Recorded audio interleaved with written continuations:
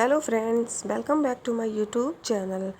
इश्क वास के आप आने वाले एपिसोड में देखेंगे कि शिवाय रुद्र को फ़ोन करता है और वो ये पूछता है कि कोई पैसों के लिए कॉल तो नहीं आई, और रुद्र कहता है नहीं।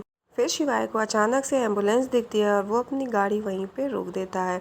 उतर के देखता है तो एम्बुलेंस जल रही होती है, और शिवाय ये देख के वहाँ पर बैठ के चीखने चिल्लाने लगता है और बहुत रोता है। और वो ये कहता है कि अनिका, तुम मुझे छोड़कर नहीं जा सकती हो। इतने में शिवाय को वहाँ पर एक उसका झुमका मिलता है अनिका का। वो फिर सोचता है कि कैसे किडनैपर अनिका को उठाकर ले जा रहे होंगे। तब अनिका का झुमका गिर गया होगा और उन्होंने एम्बुलेंस में अनिका को डाला होगा और एम्बुलेंस बंद कर दी होगी। शिवाय अनिका के बारे में सोच होता है कि कैसे अनिका एम्बुलेंस में परेशान हुई होगी, कैसे वो चीखी चिल्लाई होगी, और फिर किडनैपर्स ने उसको इंजेक्शन लगा के बेहोश कर दिया होगा। और फिर उसके बाद शिवाय उस झुमके के बारे में सोचता है। फिर वो सोचता है कि किडनैपर्स ने अनिका को एम्बुलेंस से निकाल कर के दूसरी गाड़ी में रखा होगा और फिर वो गाड़ी लेकर यहाँ से चले गए होंगे। और फिर शिवाय मन में सोचता है कि नहीं अनिका, मेरी सांस में सांस है तो तुम मुझे छोड़ के नहीं जा सकती हो। तुम जहाँ पर भी हो मैं तुम्हें ढूंढ कर निकालूंगा। और फिर शिवाय अनिका के बारे में सोचने लगता है। किडनैपर्स गाड़ी लेकर किधर गए होंगे, अनिका किधर होगी, वो ये सोच रहा होता है। इधर आप देखेंगे कि नानी और दादी दोनों लोग भगवान के सामने बैठ के भगवान से प्रार्थना कर रही होती हैं। इतने में प्रियंका दोनों लोगों के लिए खाना लाती है और नानी दादी दोनों लोग रो रही होती है। तो अरुणा नानी कहती हैं, कल्याणी तू खाना खा ले, खाना नहीं खाएगी तो तबीयत खराब हो जाएगी और फिर से बेहोश हो जाएगी। तो ओमकारा आता है। ओमकारा कहता है कि दादी खाना खा लीजिए, आप लोग खाना नहीं खाना चाहते हैं, ऐसे तो शिवाय की परेशानी बढ़ जाएगी।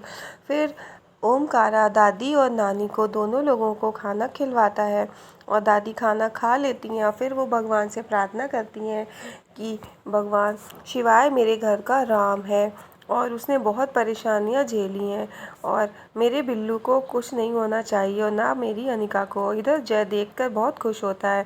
उधर आप देखेंगे रुद्र और भव्या रंजीत की तलाश में जाते हैं। इतने में किडनैपर्स गोली चला देते हैं और भव्या गिर जाती है। रुद्र भव्या के पास आता है और उसको देख के रोने लगता है। कहता है कि तुम मुझे छोड़ के नहीं जा सकती। इतने में भव्या आँख खोलती है और कहती है कि बोलना नहीं कुछ, देखो किडनैपर्स चले गए। और फिर भव्या कहती है कि मैं एक पुलिस वाली हूँ, मैं जब भी घर से बाहर निकलती हूँ तो बुलेट प्रूफ ड्रेस पहन के निकलती हूँ क्योंकि मेरे दुश्मन बहुत है। इधर आप देखेंगे कि जय बहुत खुश होता है कि 2 घंटे में प्रेजेंटेशन है और शिवाय नहीं पहुँच पाएगा।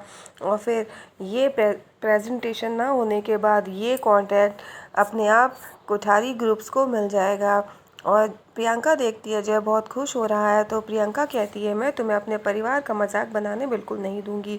तुम्हें किसी की मदद नहीं करनी है, मत करो। तुम यहाँ बैठकर सब तमाशा देखना चाहते हो तो देखो, लेकिन याद रखना मेरे परिवार के बारे में इस तरह से मत सोचना। इधर आप देखेंगे कि रुद्र रंजीत के घर पहुँच जाता है। वो वहाँ पे एक लड़के को पकड़ के उसका कॉलर पकड़ लेता है। तो फिर वो कहता है कि मैं रंजीत नहीं हूँ। और इधर आप देखेंगे वो फ़ोटो दिखाता है कि ये रंजीत है। तो रुद्र कहता है, अरे ये तो राजीव कश्यप है। तो फिर रुद्र घर पे फ़ोन करता है और प्रियंका से बात करता है।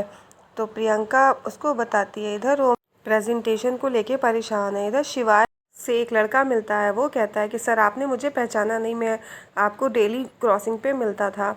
फिर वो कंगन दिखाता है तो वो कहता है ये तो अनिका का है। और फिर शिवाय अनिका के ढूंढने के लिए वो उसी रास्ते पे चला जाता है जिधर वो गाड़ी गई होती है। इधर शिवाय ओमकारा से कहता है कि आज की प्रेजेंटेशन तुम दोगे।